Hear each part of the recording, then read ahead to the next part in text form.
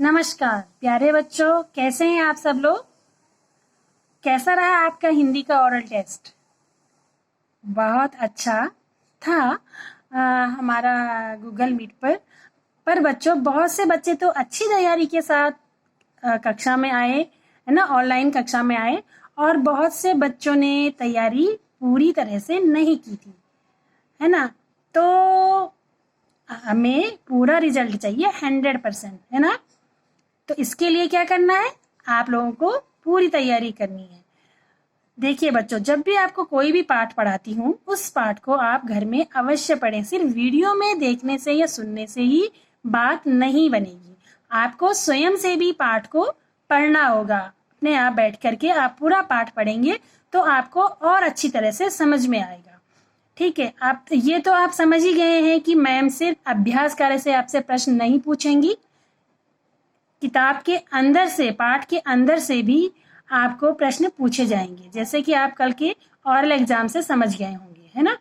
तो इसके लिए आपको आप आगे आने वाले जो आपके अभी ऑरल एग्जाम रह रहे हैं बाकी सब्जेक्ट के, उसके लिए भी आप पूरी तरह से तैयार रहिए।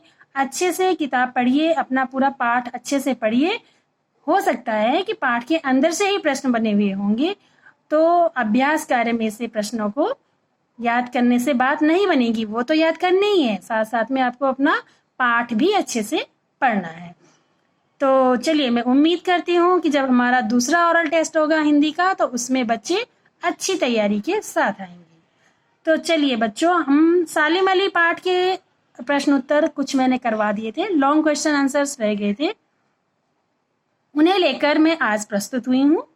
तो प्रश्न नंबर 5 का क है, डॉक्टर सालिम अली ने किस घटना को अपने जीवन का एक महत्वपूर्ण मोड़ माना है। एक बार फिर से दोहराती हूँ प्रश्न, डॉक्टर सालिम अली ने किस घटना को अपने जीवन का एक महत्वपूर्ण मोड़ माना है। उत्तर है, एक दिन उन्होंने एक गौरैया मार गिराई जिसकी गर्दन पर पीले धब्बे थे। ऐसे धब्बे वाली गौरैया उन्होंने पहले कभी नहीं देखी थी। जिज्ञासावश वे उसे अपने मामा के पास ले गए। उन्होंने भी ऐसी गौरैया पहले कभी नहीं देखी थी। इस घटना को पहले उन्होंने भी नहीं देखी थी, तो इस घटना को वे जीवन का एक महत्वपूर्ण मोड़ मानते हैं। और अगला प्रश्न है, डॉक्टर सालिम अली को पक्षी प्रेमी बनाने में मिलॉर्ड का क्या योगदान रहा। इसका उत्तर जानते हैं कि मिलॉर्ड ने उस पीले धब्बे वाली गौरैया के बारे में सालिम अली को पूरी जानकारी दी। तभी से उनके मन में पक्षियों के बारे में जानने की जिज्ञासा उत्पन्न हुई। यानी कि पक्षियों के बारे में जानने की जिज्ञासा उत्पन्न करने में मिलॉर्ड का महत्वपूर्ण योगदान है। अगला प्रश्न है बच्चों, बया पक्षी के बारे में डॉक्टर सालिम अली ने क्या पर्यवेक्षण दिए। उत्तर है, उन्होंने बताया कि बया का घोंसला नर बया बनाता है। वह एक से अधिक घोंसले बनाता है और बच्चों के लालन पालन का उत्तरदायित्व मादा बया का होता है। यानी कि बच्चों का लालन पालन कौन करती है, मादा बया करती है। नर बया उसमें कोई योगदान नहीं देता। यह शोध पत्र उनकी अलग पहचान बनाने में सहायक हुआ। प्रश्न नंबर घ देखते हैं कि आप कैसे कह सकते हैं कि डॉक्टर सालिम अली अपने लक्ष्य प्राप्ति के लिए पूर्णतः समर्पित थे। उत्तर है, सालिम अली ने अपने लक्ष्य को प्राप्त करने के लिए कठिन प्रयास किए। वे कहीं उड़ता पक्षी देखते तो आंखें वहीं गड़ाए उसके पीछे पीछे चलते जाते, बिना ये जाने कि उनके पांव कहाँ पड़ रहे हैं।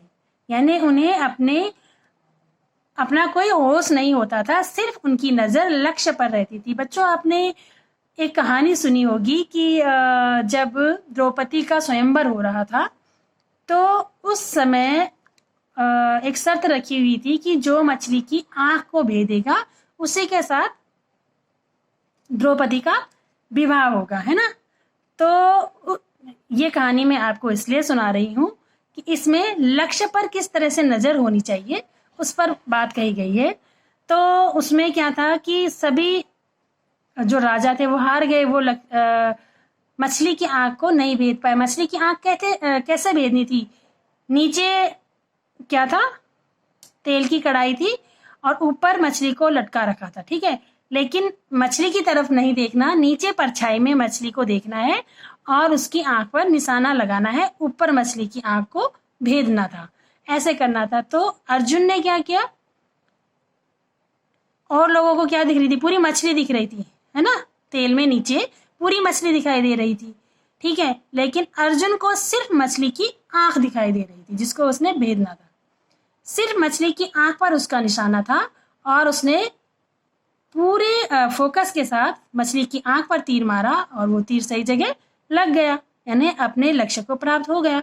तो इसीलिए मैं आपको ये कहानी इसलिए सुना रही हूँ कि जब आप कोई लक्ष्य साधने, किसी लक्ष्य पर पहुंचने का मन बनाएं, तो फिर इधर उधर कुछ नहीं देखना है, सिर्फ आपकी नजर अपने लक्ष्य पर होनी चाहिए, चाहे जीवन में कितनी भी बड़ी परेशानियां क्यों ना हो। जैसे कि आप सालिम अली के बारे में देख लीजिए, यानी उनके पैर पत्थर में पड़ रहे हैं, कांटों पे पड़ रहे हैं, नदी में पड़ रहे हैं, पहाड़ पे चल रहे हैं, उन्हें नहीं ध्यान था, वो सिर्फ पक्षी को देखते रहते थे और उसके पीछे पीछे चलते रहते थे। उन्होंने इस कई बार गिरे, कई बार ठोकरें खाई, परंतु पक्षियों को जानने का उनका जुनून कम नहीं हुआ। इससे यह पता चलता है कि वे लक्ष्य प्राप्ति के लिए पूर्णतः समर्पित थे। तो बच्चों, आपको भी अपने लक्ष्य को प्राप्त करने के लिए पूर्णतः समर्पित होना होगा। इसके लिए आपको कठिन परिश्रम करना होगा और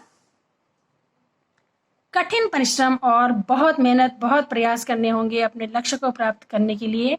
और अपने जीवन का लक्ष्य जरूर साध लीजिए, यानी जीवन में आप क्या बनेंगे, कौन सा बड़ा काम करेंगे, उसको मन में अभी से ठान लीजिए।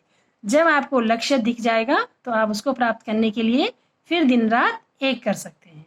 तो चलिए बच्चों, इसी के साथ ये पाठ यहीं पर समाप्त हुआ। धन्यवाद।